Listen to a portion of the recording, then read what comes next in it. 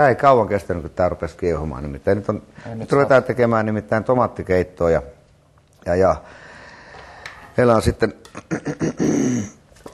paseerattu tomaatti tässä näin ja mä joskus laitan kyllä joukkoon tomaattimurskettakin, mutta tehdään näin sen takia, koska meidän tarvitsee porata tää keitto, eli hakata eikä vispata sen enempää.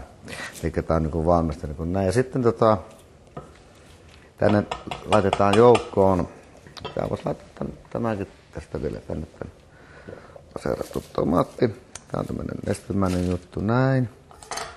Reilusti saadaan laittaa sitä sinne. Sitten meillä on sipulia. Mä laitan vähän pienemmän levyä. Tänne ei todellakaan tarvitse palaa pohjaa. Niin kuin entinen ukko sanoi vaimolle, että oli minä naisten polttanut pohjaa. Juu. No niin, sipuli. Tää hakkurilla taas näin.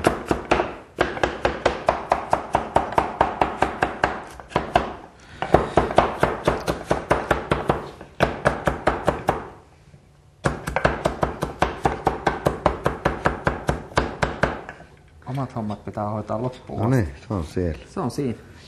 Ja se jää hautumaan siihen. Riittäisikö 10 minuuttia? Että hautuu 50 minuuttia antaa hautua, että se sipulia pehmenee sinne ja antaa makua. Sipulihan pehmenee hyvin nopeasti, että se on koska hernekeittoa, nyt ei tehdä hernekeittoa, mutta mä laitan kyllä aina hernekeittoon raakaa sipulia, että mä en hauduta sitä missään, niin kuin varmaan moni muukin. Ja hernekeittoilman sipulia ei ole yhtään mitään. Se on pelkkää hernekeittoa.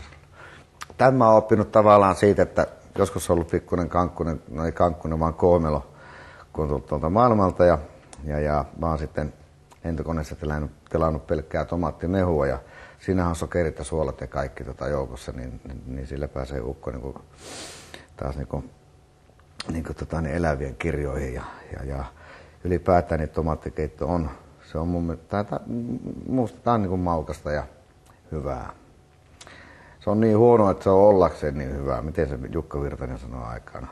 Että tuo kappale oli niin huono, että tuo kappale oli näin huono, mutta se on kuitenkin hyvää.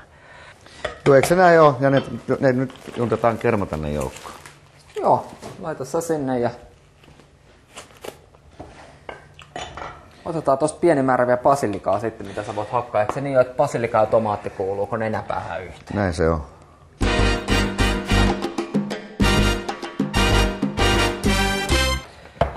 Nyt lähtee. Joo, tätä laittaa just silleen, ettei ole liikaa. Joo. Sopivasti. Sopivasti näin. Sä olit sopivasti lihava. Sitten meillä rupeaa keitto olemaan siinä kuosissa, että me laittaa lautaselle sitä kohta tosta noin. Ja vuohenjuusto sinne näin ja sitten ei muuta kuin sitä laitetaan tälleen.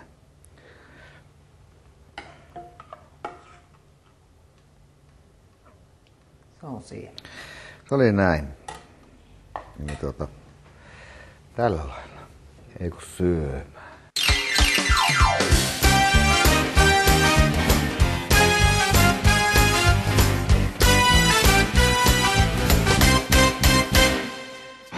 Pommin varma